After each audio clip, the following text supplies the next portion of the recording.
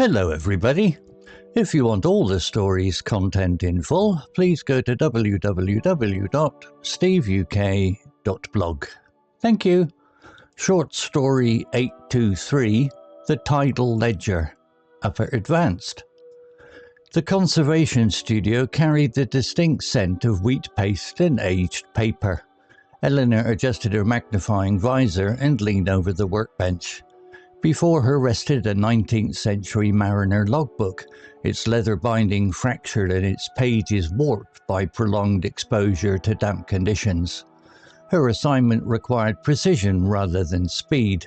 She needed to stabilise the structural fibres, mend the torn folios, and catalogue the watermarks according to archival standards. It was meticulous work, perfectly aligned with her professional disposition.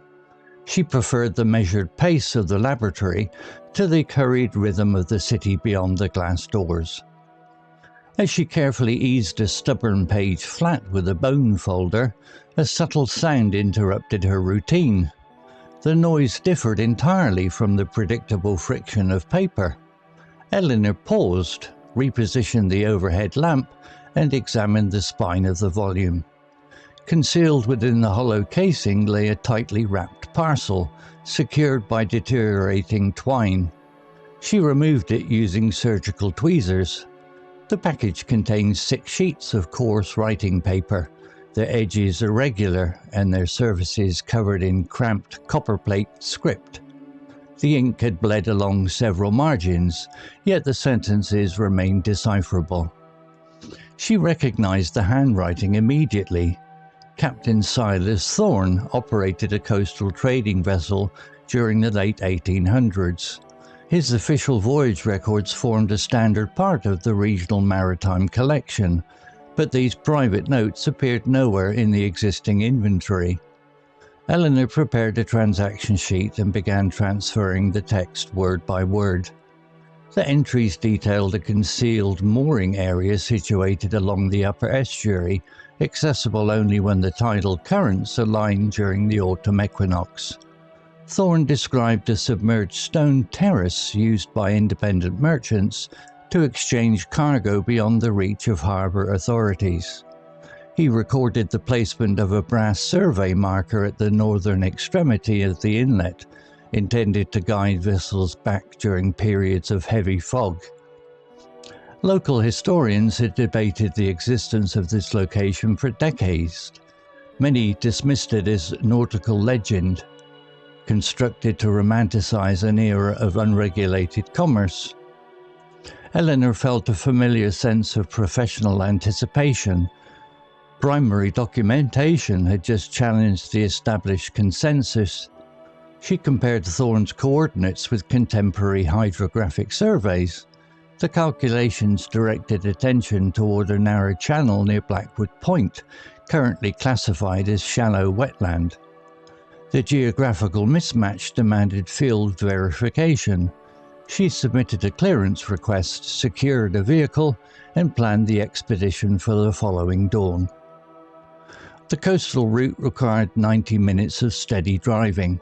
The landscape gradually shifted from urban infrastructure to open shoreline, where the atmosphere carried sharp notes of salt and weathered timber. Eleanor parked adjacent to the maintenance track, gathered her equipment, and proceeded down the embankment.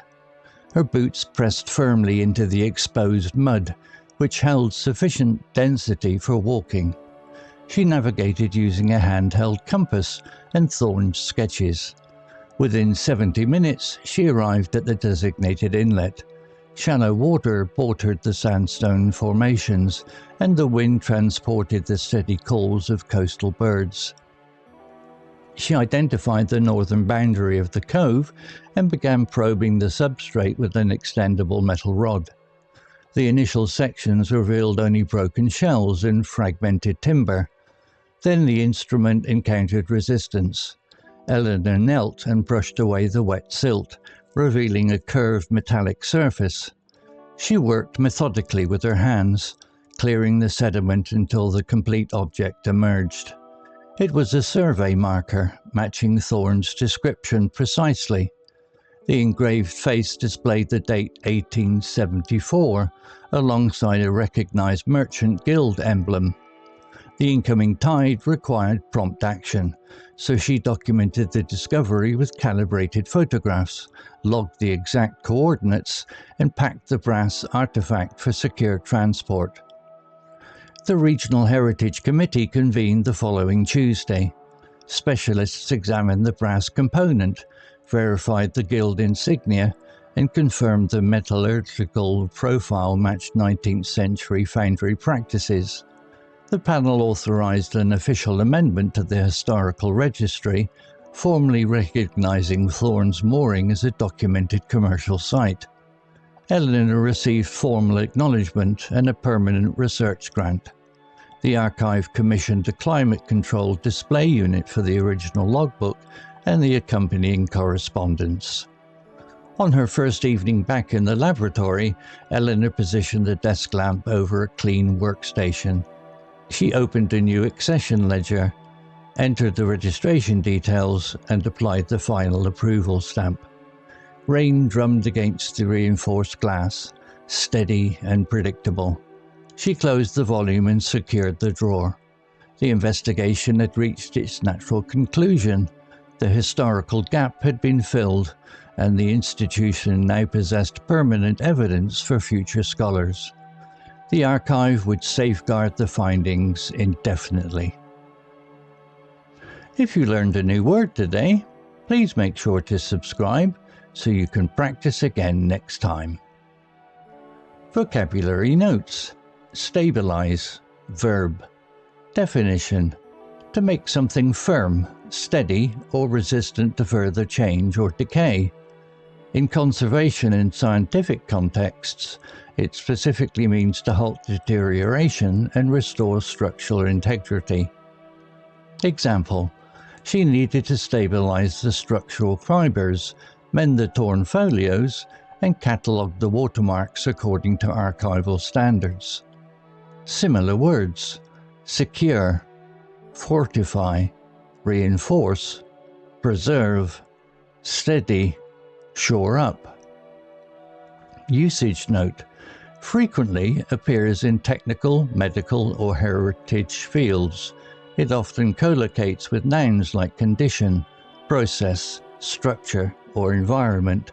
Unlike the simpler word fix, stabilise implies a careful, methodical approach to preventing further decline.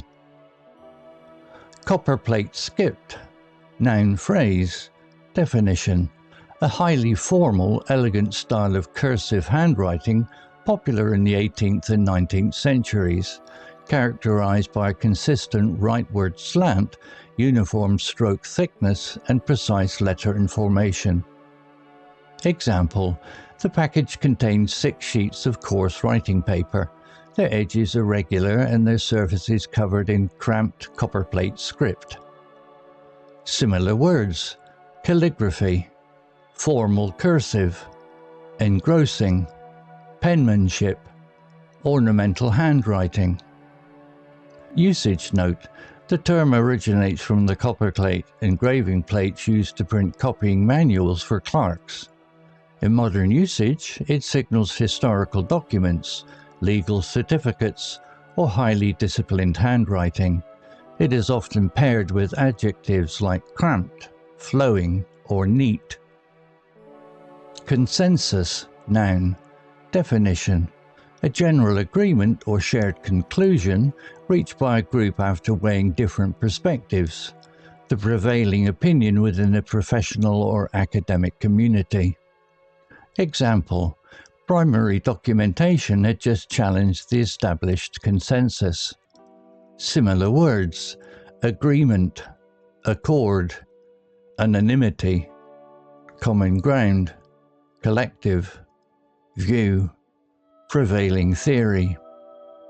Usage note: common in academic, scientific, and institutional contexts. It is frequently modified by broad, general, established, growing, or emerging. Note that consensus does not require absolute anonymity, but rather a widely accepted position that guides practice or policy. Substrate, noun. Definition: the underlying layer or material that forms the base of a surface. In geology and field research, it refers to the natural ground composition, such as mud, silt, sand, or rock, upon which other materials rest or are discovered. Example: she identified the northern boundary of the cove and began probing the substrate with an extendable metal rod.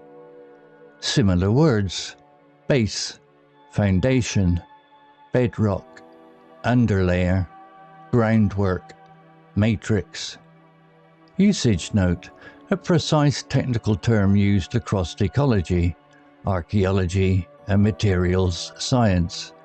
It emphasizes the relationship between a surface and what lies beneath it. In fieldwork contexts, it often appears with verbs like probe, examine, analyze, or excavate. Safeguard, verb.